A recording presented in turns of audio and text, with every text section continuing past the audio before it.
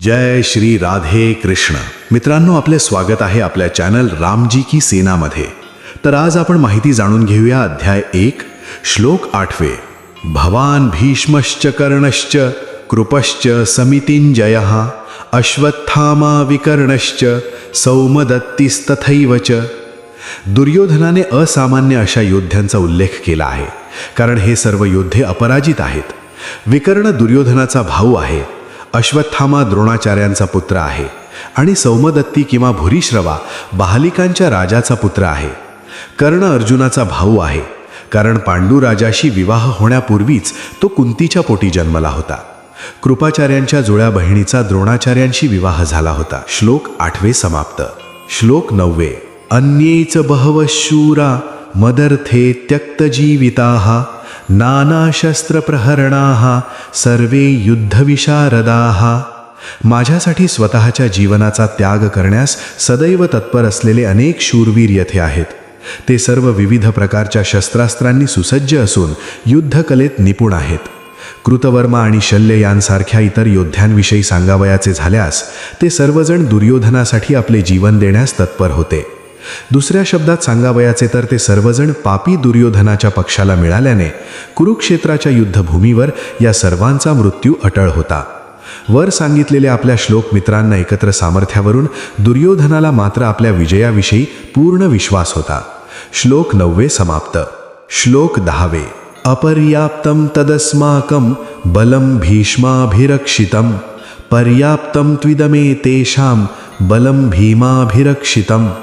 आमची शक्ती अपरिमित आहे आणि पितामह भीष्म यांच्याद्वारे आपण पूर्णपणे सुरक्षित आहोत, परंतु भीमाने काळजीपूर्वक रक्षिलेली पांडवांची शक्ती मर्यादित आहे. या ठिकाणी दुर्योधनाने तुलनात्मक शक्तीचे अनुमान व्यक्त केले आहे. सर्वात अनुभवी सेनापतीने म्हणजेच पितामह भीष्म यांनी सैन्याचे विशिष्टपणे रक्षण केल्यामुळे आपल्या सैन्याची शक्ती अपरिमित आहे असे त्याला वाटते.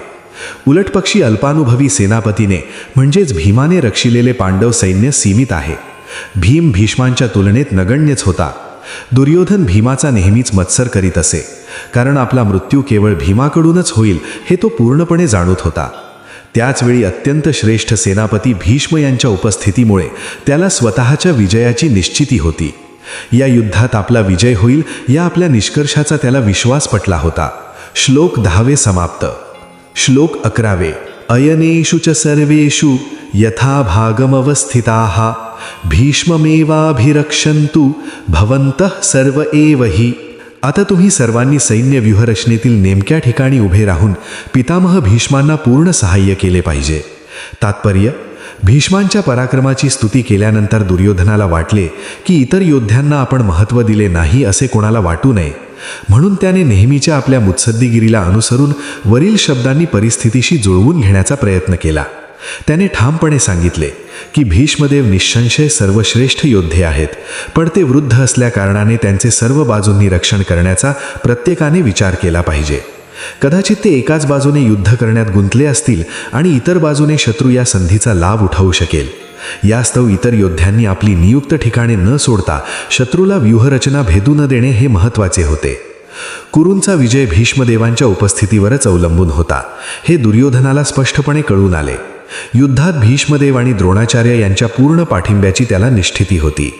याचे कारण म्हणजे ज्यावेळी मोठमोठ्या सेनापतींच्या सभेत द्रौपदीचे वस्त्रहरण केले जात होते, त्यावेळी तिने या दोघांकडे न्यायाचना केली होती, पण ते एक चकार शब्दही काढू शकले नव्हते.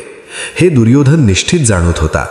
या दोघांच्या मनात पांडवांविषयी जिव्हाळा असला तरी द्यूतक्रीडेप्रमाणेच आताही ते या जिव्हाळ्याचा त्याग करतील अशी त्याला आशा होती. श्लोक 11 समाप्त. श्लोक 12. तस्य संजनयन हर्षम कुरुवृद्धः पितामहः सिंहनादं विनद्य उच्चैः शंखं दद्मौ प्रतापवान. नंतर कुरुवंशातील वयोवृद्ध, महापराक्रमी आणि सर्व योद्ध्यांमधील अग्रणी अशा भीष्मांनी सिंहगर्जने समान शंखनाद केला आणि यामुळे दुर्योधन आनंदित झाला. कुरुवंशातील पितामह आपला पौत्र दुर्योधन याच्या अंतःकरणातील भाव समजू शकले. दुर्योधनाविषयी असलेल्या स्वाभाविक प्रेमामुळे त्याला उत्साहित करण्यासाठी त्यांनी मोठ्याने शंख वाजवला. हा ध्वनी त्यांच्या सिंहासारख्या असणाऱ्या स्थितीला अनुरूपच होता. शंखध्वनीच्या संकेताने त्यांनी आपला पौत्र दुर्योधन याला सूचित केले की तो विजयी होण्याची शक्यताच नाही, कारण विरुद्ध पक्षात स्वतः परमपुरुष भगवान श्रीकृष्ण आहेत. तरीही युद्ध करणे हे त्यांचे कर्तव्य होते आणि यामध्ये ते कोणतीही उणीव ठेवणार नव्हते.